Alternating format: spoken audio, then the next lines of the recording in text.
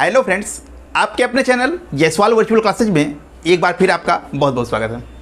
Friends, आज मैं राजनीति विज्ञान और राजनीति सिद्धांत से फिर एक नए विषय के साथ आपके बीच में उपस्थित हुआ हूँ।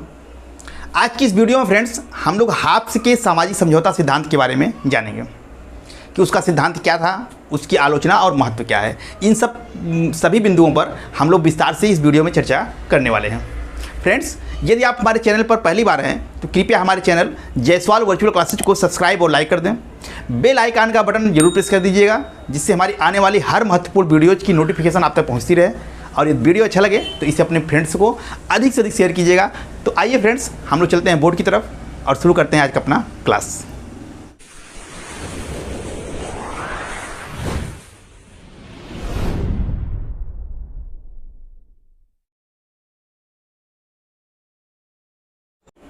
तो फ्रेंड्स, आज की इस वीडियो में हम लोग जानने वाले हैं हाब्स के सामाजिक समझौता सिद्धांत के बारे में।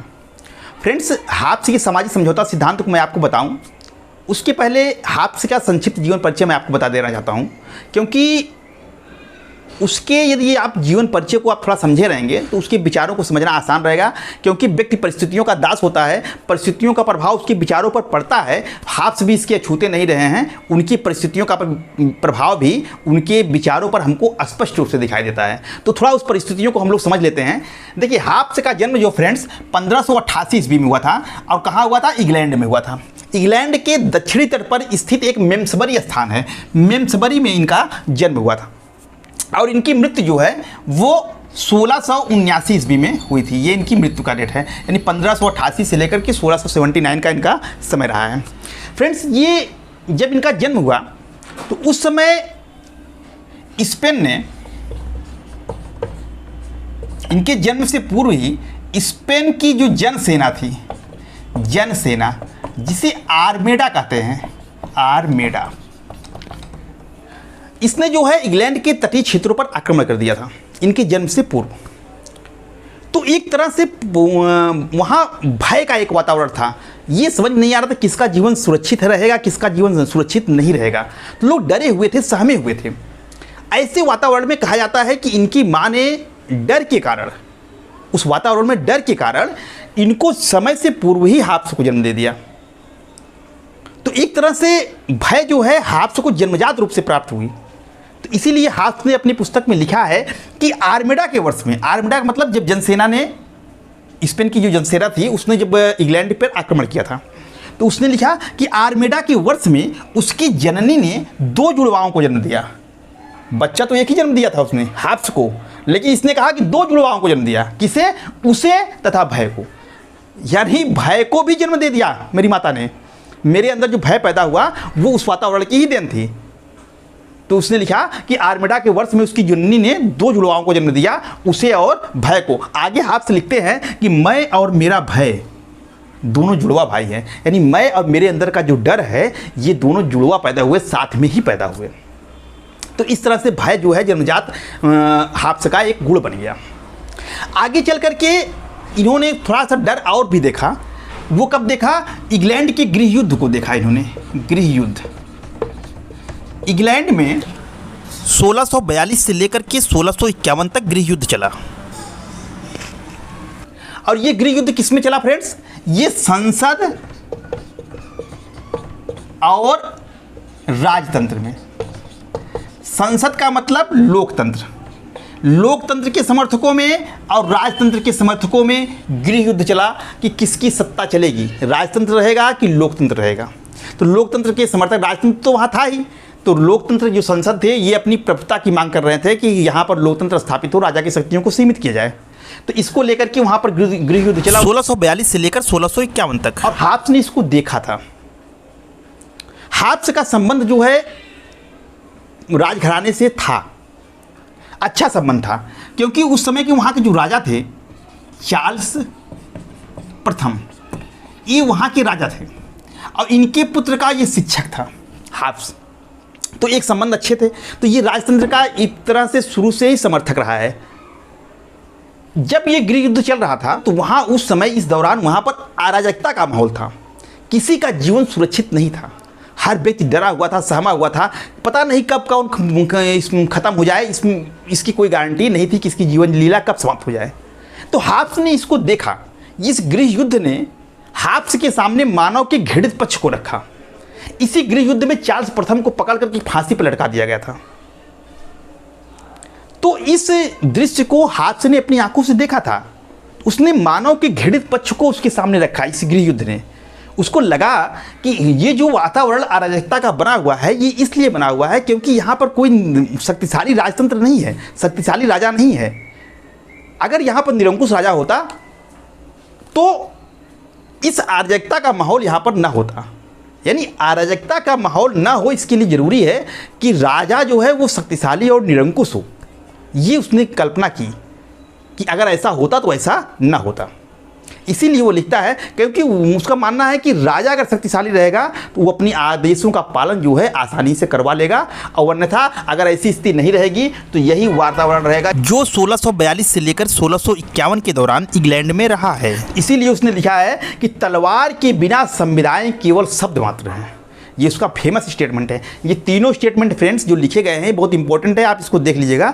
तलवार के बिना संविधान केवल शब्द मात्र है। इसका मतलब कि शक्तिशाली यदि राजा नहीं रहेगा तो कोई भी समझौता, कोई भी कानून लागू नहीं हो सकता है। ठीक है फ्रेंड्स, तो ये इस तरह से हम देखते हैं कि हाब्स के जो जीवन था वो एक तरह से भय से ग्रसित था, और उसने मानव के घृणित पक्ष को अपनी आंखों से देखा था कि मानव किस तरह से एक दूसरे से झगड़ालू होता है, किस तरह से मारकाट पे उतारू हो जाता है। इसको इसने हाब्स को ने देखा था। इसीलिए जब इसके हम आगे अब बता रहे हैं इसके मानव स्वभाव के बारे में, तो इसका प्रभाव कहीं ना कहीं इसके मानव स्वभाव पर भी पड़ता है। ठीक है फ्रेंड्स, अब हम आगे बढ़ते हैं फ्रेंड्स। तो फ्रेंड्स, हाब्स ने 1651 ईस्वी में 1651 ईस्वी में प्रकाशित अपनी प्रसिद्ध पुस्तक लेवियाथन, ये कई बार परीक्षाओं में पूछा गया है कि लेवियाथन जो है किसकी पुस्तक है, तो ये टॉमस हाब्स की पुस्तक है। और कब प्रकाशित हुआ, इसका प्रकाशन का वर्ष भी आप देख लीजिएगा, 1651 ईस्वी में। इसी पुस्तक में इसने जो है अपने सामाजिक समझौते सिद्धांत का प्रतिपादन किया। सामाजिक समझौते सिद्धांत का प्रतिपादन फ्रेंड्स हाब्स ने करने से पहले उसने मानव स्वभाव का वर्णन किया। और आपको मैंने पहले ही बताया कि इंग्लैंड का जो गृह युद्ध था, उस गृह युद्ध के वातावरण ने हाब्स के मन में मानव के घृणित पक्ष को, उसके स्वभाव के घृणित पक्ष का ही रखा। उसने मानव को स्वभाव में राक्षसी प्रवृत्ति, राक्षसी गुण को ही देखा है। इसीलिए वह अपने मानव स्वभाव का जो वर्णन करता है कि मानव का स्वभाव कैसा रहा प्राकृतिक अवस्था में, तो उसमें उसने वो मानव के बुरे पक्ष का ही वर्णन किया और मानव को स्वार्थी और भयग्रस्त प्राणी के रूप में उसको बताया।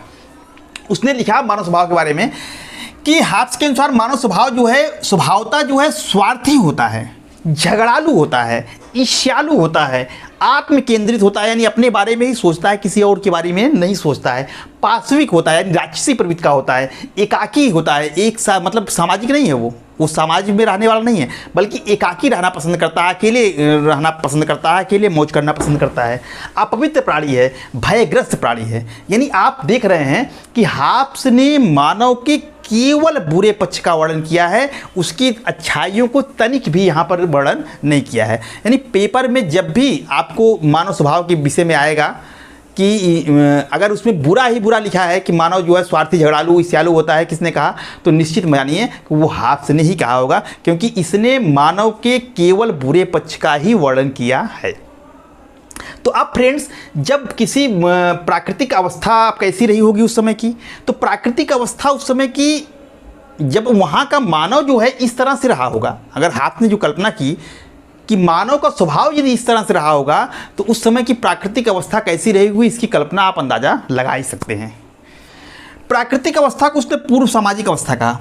पूर्व सामाजिक अवस्था मतलब समाज उसमें अस्तित्व में नहीं आया था, उस समय राज्य अस्तित्व में नहीं आया था। तो ये जो प्राकृतिक अवस्था है वो पूर्व सामाजिक अवस्था या पूर्व राजनीतिक अवस्था थी। तो पूर्व सामाजिक का मतलब होगा समाज से पहले की अवस्था जो है वो प्राकृतिक अवस्था है।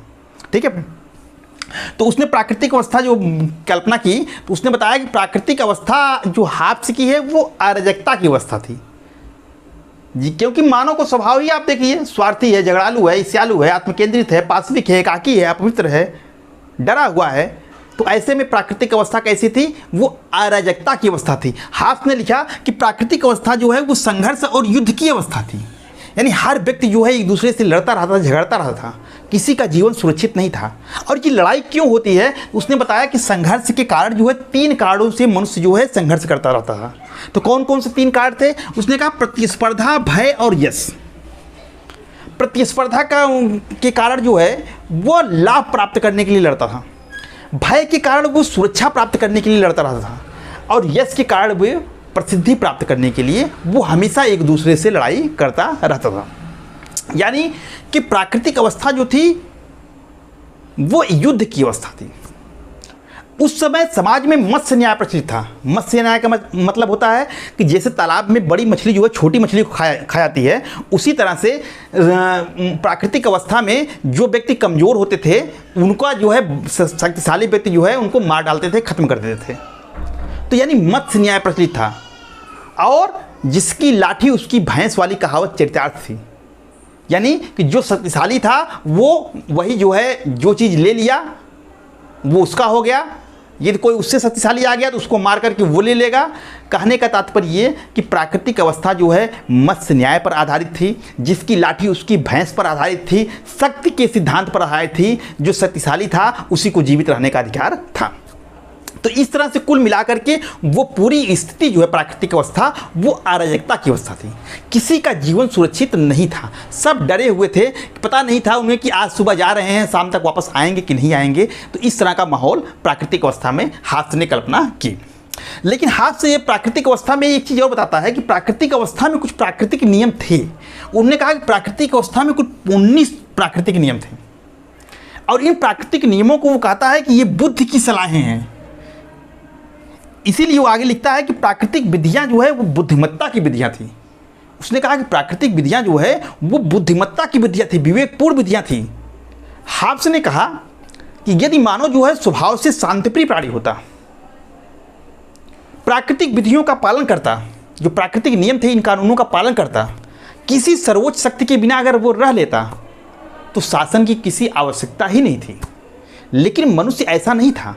मनुष्य एक स्वार्थी प्राणी था, और ये स्वार्थ जो है उसको संघर्ष करने के लिए प्रेरित करती थी। इसीलिए इन विधियों का कोई महत्व नहीं रह गया था, क्योंकि मनुष्य शांति, ये विधियां तो शांतिप्रिय व्यक्ति के लिए थी, और चूंकि मानव शांतिप्रिय था ही नहीं, तो इसलिए एक तरह से पूरा वातावरण जो है अराजकता का वातावरण था। किसी का जीवन सुरक्षित नहीं था। इसलिए लोगों ने मिलकर के एक समझौता किया। कहा कि यार इस तरह से तो कोई सुरक्षित नहीं रहेगा। हर व्यक्ति डरा हुआ है, हर व्यक्ति भयभीत है, पता नहीं कब कौन किसको मार दे। आज मैं शक्तिशाली हूँ, मैं लोगों पर कब्जा करके बैठा हूँ, कल हमसे शक्तिशाली आ जाए वो हमको हटा दे। तो हर व्यक्ति डरा हुआ था। तो इसलिए इस डर के वातावरण से मुक्ति पाने के लिए और इस अराजकतापूर्ण स्थिति से छुटकारा पाने के लिए लोगों ने एक सामाजिक समझौता किया और राज्य की उत्पत्ति की। तो आगे बढ़ते हैं फ्रेंड्स, और देखते हैं कि हाब्स के सामाजिक समझौते की क्या विशेषताएं थी। तो फ्रेंड्स, उस अराजकतापूर्ण स्थिति से छुटकारा पाने के लिए, समाज में शांति और व्यवस्था बनाए रखने के लिए सभी समस्त व्यक्ति जो है इकट्ठा होते हैं, और इकट्ठा होने के बाद आपस में समझौता करते हैं कि हम सब लोग यार ये जो प्राकृतिक अधिकार हैं, प्राकृतिक स्वतंत्रताएं हैं, इनका हम त्याग कर देते हैं, और त्याग करके हम लोग एक व्यक्ति की अधीनता में रहना स्वीकार करते हैं। तो हाब्स ने समझौते का जो सूत्र दिया था वो सूत्र ये था कि उसने कहा कि मैंने प्रत्येक व्यक्ति जो है दूसरे व्यक्ति से कह रहा है कि मैं अपने ऊपर शासन करने के सब अधिकार इस व्यक्ति को इस शर्त पर देता हूं, और उसकी सत्ता को इस शर्त पर स्वीकार करता हूं कि तू भी इसी प्रकार अपने सब अधिकार इसे दे दे और उसके सभी कार्यों को स्वीकार कर। यानी प्रत्येक व्यक्ति से यह कह रहा है कि मैं अपने समस्त अधिकारों और कर्तव्यों को अपने अधिकारों और स्वतंत्रता को छोड़ने के लिए तैयार हूँ, और इस व्यक्ति की अधीनता में रहने के लिए तैयार हूँ, इसके समस्त कार्यों को स्वीकार करने के लिए तैयार हूँ, बशर्ते कि तुम सब भी अपने अधिकार, अपनी स्वतंत्रता को छोड़ करके इसकी अधीनता को स्वीकार करो। यदि आप सब ऐसा करते हैं तो मैं भी करने के लिए तैयार हूँ। तो सब लोग इस तरह से मिलते हैं, मिलने के बाद अपने समस्त समझौता करते हैं। समझौता करने के बाद अपने समस्त अधिकारों को, अपनी स्वतंत्रता को त्याग करके एक व्यक्ति की या एक राजा की अधीनता में रहना स्वीकार करते हैं। इसी को, जो इस व्यक्ति की अधीनता में रहना लोग स्वीकार करते हैं, इसी को हाब्स ने लेवियाथन कहा। लेवियाथन का मतलब मानव देव, यानी ऐसा राजा जो मानव तो है लेकिन उसमें देवताओं का गुण है। ठीक है, तो यानी लेवियाथन की अधीनता में लोग रहना स्वीकार करते हैं। ठीक है फ्रेंड्स, अब देखिए इससे जो समझौता हुआ, इस समझौते की विशेषताएं क्या क्या थी। तो देखिए समझौते की पहली विशेषता ये थी कि आप थोड़ा बारीकी समझिएगा इसको, क्योंकि इससे बहुत से क्वेश्चन पूछते हैं और आप इसको समझे रहेंगे तो क्वेश्चन कितना भी घुमाएं आप कभी भी क्वेश्चन गलत नहीं करके आएंगे। तो हाप्स के समझौते की विशेषता ये थी फ्रेंड्स कि राज्य का निर्माण जो है व्यक्तियों ने स्वेच्छा से समझौते के द्वारा किया। पहली बात तो स्पष्ट हो गई कि इस राज्य कैसे बना, तो राज्य का निर्माण व्यक्तियों ने किया।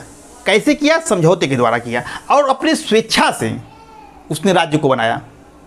ठीक है फ्रेंड्स, तो यानी एक तरह से हाप्स ने राज्य को एक मानवीय संस्था बताते हुए दैवी सिद्धांत का खंडन किया, क्योंकि दैवी सिद्धांत बताता है कि राज्य को ईश्वर ने बनाया है। ये कह रहे हैं कि राज्य को निर्माण व्यक्तियों ने किया है समझौते के द्वारा। इसलिए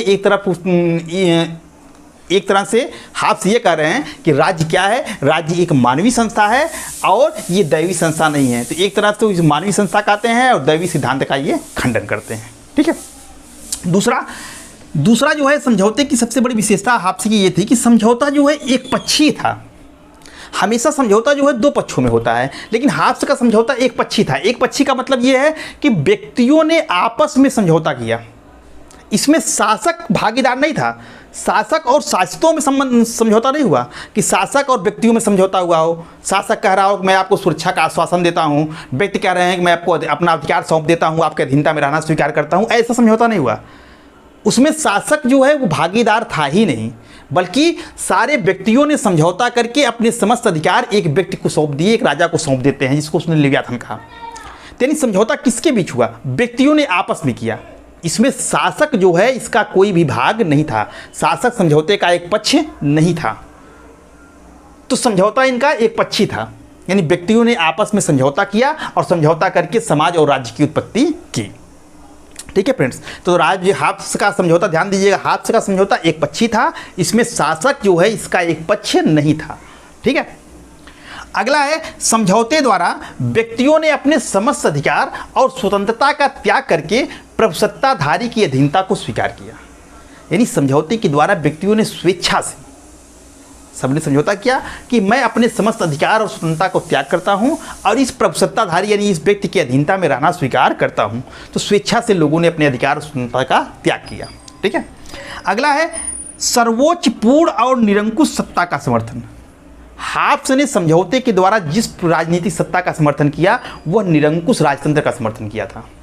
उसके अनुसार जो प्रभुसत्ताधारी होगा वो सर्वोच्च और पूर्ण होगा, उसके आदेशों का उल्लंघन कोई नहीं कर पाएगा। वो निरंकुश होगा, किसी के अंकुश में नहीं रहेगा, किसी के दबाव में नहीं रहेगा, उसके आदेश ही कानून होंगे। वह किसी के आदेश को मानने के लिए बाध्य नहीं है, उसके आदेश का पालन सभी करेंगे, लेकिन वह किसी के आदेश का पालन करने के लिए बाध्य नहीं है। तो प्रभुसत्ता कैसी होगी? प्रभुसत्ता पूर्ण होगी, सर्वोच्च होगी, निरंकुश होगी। प्रभुसत्ताधारी को दिए गए जो अधिकार हैं, जो स्वतंत्रताएं हैं, वो कोई भी व्यक्ति उससे वापस नहीं मांग सकता है, क्योंकि उसको वापस मांगने का अर्थ है कि पुनः जो है प्राकृतिक अवस्था में हम लोग वापस चले जाएंगे। तो इसलिए जो अधिकार सौंप दिए गए हैं उस अधिकार को कोई उससे वापस नहीं मांग सकता है, सब लोग उसके आदेशों का पालन करेंगे। प्रभुसत्ताधारी का आदेश ही कानून होगा। एक तरह से उसने निरंकुश राजतंत्र का समर्थन किया। अगर कहा जाए कि हाप्स ने किस प्रकार की शासन प्रणाली का समर्थन किया, तो हाप्स ने निरंकुश राजतंत्र का समर्थन किया। ठीक है, अब अगला है कि एक ही समझौते के द्वारा समाज व राज्य की उत्पत्ति। हमने कहा कि हाप्स ने एक ही समझौता किया, उसके द्वारा व्यक्तियों ने समझौता किया और राज्य और समाज की उत्पत्ति हुई। यहाँ पर हाप्स का देखिए कि हाप्स ने समाज और राज्य में कोई अंतर नहीं माना है, जबकि समाज और राज्य में अंतर होता है। समाज की एक राजनीतिक इकाई राज्य है, समाज जो है वो विस्तृत है, बड़ा है राज्य से। तो एक तरह से, लेकिन हाप्स ने जो समझौता किया उस समझौता उसका सामाजिक और राजनीतिक दोनों था। यानी एक ही समझौते के द्वारा समाज की भी उत्पत्ति हो गई और राज्य की भी उत्पत्ति कर दिया उसने। तो इसीलिए कहा जाता है कि हाप्स का समझौता जो है सामाजिक और राजनीतिक है।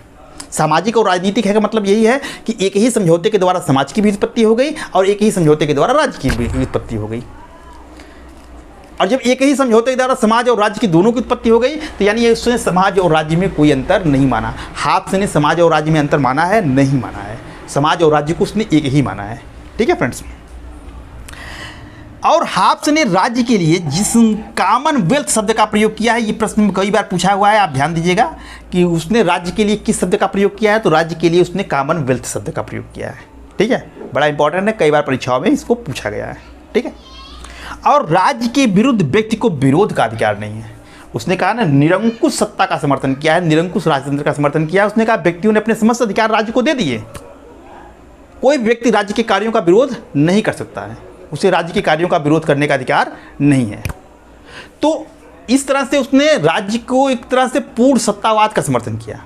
लेकिन एक अधिकार जो है वो व्यक्तियों के पास सुरक्षित रखता है कि एक ऐसा अधिकार है जिसके द्वारा व्यक्ति जो है राज्य का विरोध कर सकता है यदि उस कार्य को राज्य नहीं करता है तो। वो कौन सा है? उसने कहा कि आत्मरक्षा का अधिकार। उसने क्या कहा कि आत्मरक्षा का अधिकार, आत्मरक्षा का अधिकार। कहा ये वो अधिकार है जिसके कारण व्यक्ति जो है राज्य का विरोध कर सकते हैं, यही एक अधिकार है, एकमात्र अधिकार। हाथ से कहना है कि व्यक्ति ने अपनी रक्षा के लिए राज्य की अधीनता में रहना स्वीकार किया है। राज्य का कर्तव्य है कि वो बाह्य आक्रमण से व्यक्ति की रक्षा करे, आंतरिक शांति और व्यवस्था बनाए रखे, सुरक्षा बनाए रखे। और यदि राज्य ऐसा करने में असफल रहता है और लगता है, व्यक्ति को लगता है कि उसकी आत्मरक्षा नहीं हो पा रही है, उसकी स्वतंत्रता को, उसकी जीवन की रक्षा करने में राज्य जो है असफल है, तो ऐसी स्थिति में व्यक्ति जो है राज्य का विरोध कर सकता है, उसको विरोध करने का अधिकार है। तो कहने का मतलब कि हाब्स ने आत्मरक्षा के अधिकार के आधार पर ही राज्य को विरोध करने का अधिकार देता है। यानी राज्य का विरोध व्यक्ति नहीं कर सकता सामान्य परिस्थितियों में, केवल एक परिस्थिति में कर सकता है। कई बार पूछा हुआ है किस आधार पर राज्य का विरोध कर सकता है, तो आत्मरक्षा के अधिकार के आधार पर। तो फ्रेंड्स, ये था राज्य हाब्स का सामाजिक समझौता सिद्धांत। अब हम आगे बढ़ते हैं और देखते हैं कि हाब्स के सिद्धांत की क्या आलोचनाएं की गई। तो फ्रेंड्स, हाब्स के विचारों और उसके सामाजिक समझौता सिद्धांत की बड़ी ही तीव्र आलोचना हुई। आलोचक जो है अनेक आधारों पर उसकी आलोचना करते हैं, और पहला आलोचना जो होती है उसकी इस आधार पर होती है कि हाब्स का जो मानव स्वभाव के प्रति दृष्टिकोण था वो बहुत ही निराशावादी था, अतिरंजित था और एकांगी था। यानी हाब्स ने मनुष्य में सिर्फ राजसी प्रवृत्ति को ही देखा है, राजसी गुणों का ही देखा है, उसी का वर्णन किया है, जबकि ऐसा नहीं है। कोई भी मानव, आप सोच के देखिए, कोई भी मानव जो है आपको ऐसा नहीं मिलेगा जिसमें सिर्फ बुराई ही बुराई हो, उसमें अच्छाई कुछ हो ही ना। हर व्यक्ति में अच्छाई और बुराई दोनों होती है। तो हाब्स ने जो मनुष्य की केवल बुराइयों का वर्णन किया, इस आधार पर इसकी आलोचना होती है कि उसने केवल एक पक्षी वर्णन किया है, मनुष्य के स्वभाव का दोनों पक्ष का वर्णन नहीं किया है। दूसरा है कि हाब्स का विचार जो है वो आपस में ही विरोधाभासी है। एक तरफ तो हाब्स ये कहते हैं कि मनुष्य जो दानवीय प्रवृत्ति का है, उसके अंदर केवल बुराई ही बुराई है, तो एकाएक ये दानव मानव बनने के लिए कैसे तैयार हो जाता है? एकाएक उसके अंदर बुद्धि आ जाती है, सद्बुद्धि आ जाती है, और वो समझौता कर करके अपनी दानवीय प्रवृत्ति को छोड़ करके मानवीय प्रवृत्ति को अपना लेता है। ये एकाएक संभव कैसे होता है? तो ये इनके विचार में विरोधाभासी है। इसीलिए तो वाहन का एक बहुत फेमस कथन है कि जिस प्रकार एक हबसी अपना रंग नहीं बदल सकता, यानी जो एक काला व्यक्ति है वो अपना रंग कलर को नहीं बदल सकता है, उसी तरह हाब्स द्वारा वर्णित रक्त पिपासु व्यक्ति जो है शांतिप्रिय प्रजा का रूप धारण नहीं कर सकता है। ये वाहन का कथन है कि जिस तरह से एक हबसी अपना रंग नहीं बदल सकता है, उसी तरह हाब्स द्वारा वर्णित रक्त पिपासु व्यक्ति शांतिप्रिय प्रजा का रूप धारण नहीं कर सकता है। तो ये इनके विचारों में विरोधाभास देखने को मिलता है, इस आधार पर इसकी आलोचना होती है। अगला आलोचना में कहा जाता है कि समझौता जो है एक पक्षी था, समझौता प्रायः द्विपक्षी होता है। हाब्स की आलोचना इसलिए भी की जाती है कि समझौता इससे जो किया है वो एक पक्षी समझौता किया, यानी व्यक्तियों ने समझौता करके एक व्यक्ति को अपना अधिकार दे दिया। जबकि समझौता जब भी होता है, अगर समझौता है तो वो द्विपक्षीय होगा, यानी दो पक्षों के बीच समझौता होगा। जबकि हाब्स ने जो समझौता किया है, जिस समझौते की कल्पना की है, वो एक पक्षी है, इसलिए समझौता सही नहीं है। अगला है फ्रेंड्स कि हाब्स के संप्रभुता की धारणा सही नहीं है। हाब्स ने संप्रभुता को अविभाज्य और निरंकुश माना है। तो आलोचक ये कहते हैं कि संप्रभुता निरंकुश नहीं हो सकती है, अविभाज्य नहीं हो सकती है, जिसे कि संयुक्त राज्य अमेरिका में एग्जाम्पल देते हैं कि संयुक्त राज्य अमेरिका में जो है शासन की शक्तियाँ जो है वो कार्यपालिका, व्यवस्थापिका और न्यायपालिका में बटी होती हैं। और निरंकुशता की जहाँ तक बात है तो संप्रभुता जो है पूर्णतः निरंकुश नहीं हो सकती है। आंतरिक क्षेत्र में भी उसकी जनता का दबाव रहता है और बाह्य क्षेत्र में अंतर्राष्ट्रीय कानून जो है संप्रभुता को कहीं ना कहीं मर्यादित करते हैं। इसलिए संप्रभुता संबंधी जो हाब्स का दृष्टिकोण है कि संप्रभुता पूर्णतः निरंकुश और अविभाज्य है, वो सही नहीं है। ठीक है फ्रेंड्स, अगला है कि राज्य और समाज को एक माना हाब्स ने, जो गलत है। मैंने बताया अभी कि हाब्स ने एक समझौते के द्वारा ही राज्य और समाज दोनों की उत्पत्ति कर दी। राज्य और समाज में इसने अंतर नहीं माना, जो कि बहुत बड़ी गलती है। राज्य और समाज में बहुत बड़ा अंतर है।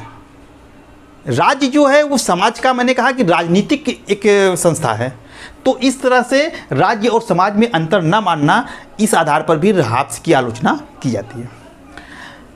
अगली आलोचना होती है फ्रेंड्स कि हाब्स का समझौता जो है वो स्वतंत्रता के स्थान पर व्यक्ति को दासता प्रदान कर देता है। व्यक्ति स्वतंत्रता की चाह में जो समझौता करता है वो स्वतंत्रता उसको प्रदान नहीं करती है। हाब्स का जो शासक है लिवियाथन जो है वो एकदम पूर्णतः निरंकुश है। उसकी अधीनता में रहना एक तरह से दास के रूप में रहने के समान है। तो इस आधार पर आलोचना की जाती है कि हाब्स का जो समझौता है वो व्यक्ति को स्वतंत्रता नहीं बल्कि दासता और गुलामी की जंजीरों में जकड़ देता है। ठीक है फ्रेंड्स, इसीलिए अनेक विद्वानों ने इसकी आलोचना की है। क्लेरेंडन का नाम बहुत फेमस है। क्लेरेंडन तो इसका इतना बड़ा आलोचक था कि उसने इसकी पुस्तक लिवियाथन को ही जला दिया। ये पूछा हुआ प्रश्न है कि किसने जो है हाब्स की पुस्तक लिवियाथन को जला दिया था, तो क्लेरेंडन है। इसने जो है इसकी पुस्तक को जला दिया था और इसकी पुस्तक को विद्रोही की प्रश्नोत्तरी कहता है और पोप लीला के षड्यंत्रों का श्रेष्ठतम उदाहरण कहता है कि पोप लीला के षड्यंत्रों का श्रेष्ठ सिद्धांत है या विद्रोही की प्रश्नोत्तरी है। इसके सिद्धांत किताब में जो है वो विद्रोह का ही विद्रोह लिखा हुआ है, कुल गलत बातें ही लिखी हुई हैं। इसलिए इस किताब को फाड़ दिया, फाड़ करके क्लेरेंडन ने इसको जला दिया। काउले जो है ये इसका आलोचक है, इसको मालबरी का शैतान कहता है। इसका जन्म मेम्सबरी में हुआ था, तो वही मेम्सबरी मालबरी एक ही है, तो उसे मालबरी का शैतान कहता है ये मेम्सबरी का शैतान है। और बैमहिल ने उसकी पुस्तक लिवियाथन को सीधे कुत्ते का तमाशा कहा। ये सारी शब्दावलियाँ जो है ये इसकी आलोचना में कही जाती हैं, तो इसको आप ऐसे ही रट लेना कि काउले ने क्या कहा, मालबरी के शैतान कहा, विद्रोही की प्रश्नोत्तरी किसने कहा, उसकी पुस्तक को क्लेरेंडन ने कहा, पोप लीला के षड्यंत्रों का श्रेष्ठ सिद्धांत किसने कहा, क्लेरेंडन ने कहा, किसने उसकी किताब को जला दिया था, तो क्लेरेंडन ने जलाया था। अब बैमहिल ने क्या कहा, सीधे कुत्ते का तमाशा कहा। बैमहिल ने एक स्टेटमेंट और था हाब्स की पुस्तक के बारे में, उसमें लिखा कि लिवियाथन सबको आग लगाने वाला है। इसके द्वारा इतनी गड़बड़ी पैदा की गई, उतनी गड़बड़ी वनस्पति के बगीचे में सूअर भी पैदा नहीं कर सकता है। तो ये सब स्टेटमेंट जो है फ्रेंड्स इसकी आलोचना में कहे जाते हैं, तो आप इनकी आलोचना को ऐसे ही देख लीजिएगा। अब हम आगे बढ़ते हैं और देखते हैं हाब्स के विचार का, हाब्स के सामाजिक समझौते का महत्व क्या है। फ्रेंड्स, इतनी आलोचनाओं के बावजूद भी हाब्स का राजनीति विज्ञान के क्षेत्र में बहुत महत्वपूर्ण योगदान है। हाब्स की महत्ता को, उसकी इम्पोर्टेंस को हम इन 3 बिंदुओं में देखेंगे। पहला है कि हाब्स जो है आधुनिक युग का प्रथम विचारक था जिसने दैवी सिद्धांत का खंडन कर राज्य को एक कृत्रिम और मानवीय संस्था बताया। आधुनिक युग का हाब्स पहला विचारक था। इसके पहले दैवी सिद्धांत प्रचलित था राज्य की उत्पत्ति का। इसने उस सिद्धांत का खंडन किया और कहा कि राज्य को दैवी संस्था नहीं है बल्कि राज्य एक कृत्रिम संस्था है जिसका बनाया गया है, और किसने बनाया, व्यक्तियों ने बनाया है, इसलिए राज्य एक मानवीय संस्था है। तो राज्य को कृत्रिम और मानवीय संस्था इसने बताया और दैवी सिद्धांत का खंडन किया, दैवी सिद्धांत का पतन कर दिया। दैवी सिद्धांत भी निरंकुशता का समर्थन करता है, राज्य की निरंकुशता का समर्थन करता है, और हाब्स का सिद्धांत भी राज्य की निरंकुशता का समर्थन करता है। दोनों निरंकुश राज्य का समर्थन करते हैं, लेकिन हाब्स ने जिस वैज्ञानिक और तार्किक ढंग से इस निरंकुशता का समर्थन किया, यह इसका बहुत बड़ा देन था। अगला है कि संप्रभुता के ऊपर समस्त प्रतिबंधों को हटाकर राष्ट्रीय राज्य का मार्ग प्रशस्त किया। हाब्स के पहले संप्रभुता का विचार बोधा ने दिया था, लेकिन बोधा ने अपनी संप्रभुता पर कुछ प्रतिबंध लगा दिए थे। हाब्स ने उन समस्त प्रतिबंधों को हटा करके संप्रभुता को वास्तव में एक पूर्ण स्वरूप प्रदान किया और एक राष्ट्रीय राज्य का मार्ग प्रशस्त किया। तो ये हाब्स की देन थी। हाब्स प्रमुख व्यक्तिवादी था, उसकी सबसे बड़ी देन थी कि वह व्यक्तिवादी था। हाब्स का नाम निरंकुशतावादी विचारक के रूप में हम जानते हैं। अभी आपने पढ़ा भी कि हाब्स निरंकुश राज्य का समर्थन करता है, पूर्ण सत्तावादी राज्य का समर्थन करता है, लेकिन इतना समर्थन करने के बाद भी वह जो है बहुत बड़ा व्यक्तिवादी था। व्यक्तिवादी वह होता है जो व्यक्ति की स्वतंत्रता का समर्थन करता है, राज्य को एक कृत्रिम संस्था मानता है, राज्य को मानवीय संस्था मानता है। तो हाब्स भी राज्य को मानवीय संस्था मानता है, राज्य को एक कृत्रिम संस्था मानता है, इसका निर्माण व्यक्तियों ने किया। तो व्यक्ति इंपॉर्टेंट होगा, ये भी कहता है कि व्यक्ति इंपॉर्टेंट है, राज्य इंपॉर्टेंट नहीं है। राज्य जो है वो व्यक्ति की रक्षा के एक साधन है, यानी राज्य जो है वो साधन है, साध्य कौन है? व्यक्ति है। तो इस तरह से ये व्यक्तिवादी हुआ। और सबसे बड़ी चीज़ कि इसने जो व्यक्ति को राज्य का विरोध करने का अधिकार दिया है, चाहे वो आत्मरक्षा के नाम पे ही दिया हो, तो उस आधार पर जो उसने व्यक्ति को राज्य का विरोध करने का अधिकार दे दिया है, वह जो है उसके व्यक्तिवादी होने का बहुत बड़ा सबूत है। इसीलिए सेबाइन ने लिखा है कि संप्रभु की निरंकुश सत्ता का सिद्धांत, जिसके साथ सामान्यतः हाब्स का नाम जोड़ा जाता है, वास्तव में उसके व्यक्तिवाद का ही आवश्यक पूरक है। यानी जो संप्रभु की निरंकुश सत्ता का सिद्धांत, यानी जो कहा जाता है कि हाब्स जो है निरंकुश सत्ता का समर्थन करता है, वास्तव में वह उसके व्यक्तिवाद का ही अंग है। और डनिंग ने कहा है कि उसके सिद्धांत में राज्य शक्ति का पूर्ण उत्कर्ष होते हुए भी उसका मूल आधार जो है वो व्यक्तिवाद ही है। हालांकि डनिंग का स्टेटमेंट लिखा नहीं गया है, लेकिन डनिंग का स्टेटमेंट मैंने आपको बता दिया। इसके बाद हाब्स के विचारों से जो आरजी कोलिंगवुड हैं, ये बहुत प्रभावित थे। इन्होंने लिखा है कि लेवियाथन जो है, इन्होंने लेवियाथन के बारे में लिखा कि लेवियाथन एक ऐसी कृति है जो राजनीति शास्त्र के संपूर्ण ढांचे का अध्ययन करने की दृष्टि से बेजोड़ है। और ये इतने प्रभावित थे लेवियाथन से कि इन्होंने जो अपनी पुस्तक एक लिखी, उस पुस्तक का नाम जो है न्यू लेवियाथन लिख दिया। न्यू लेवियाथन यानी लेवियाथन तो हाब्स की पुस्तक है, तो इन्होंने ये हाब्स के विचारों से बहुत प्रभावित थे कोलिंगवुड, उसके बड़े प्रशंसक थे, तो इन्होंने अपनी पुस्तक का नाम भी न्यू लेवियाथन रख दिया। और अंत में सेबाइन ने लिखा है इसके बारे में कि अंग्रेजी भाषा भाषियों ने जितने भी राजनीतिक दार्शनिकों को जन्म दिया है, उनमें हाब्स कदाचित जो है बहुत महानतम है। यानी अंग्रेजी की धरती पर, इंग्लैंड की धरती पर जितने भी दार्शनिक पैदा हुए, हाब्स उसमें बहुत महान थे। तो फ्रेंड्स, ये थे हाब्स का सामाजिक समझौता सिद्धांत, और उम्मीद करता हूँ कि आपको इस समझौता सिद्धांत की समस्त बारीकियों को आपने अच्छे से समझा होगा और आपको पूर्ण रूप से समझ में आया होगा।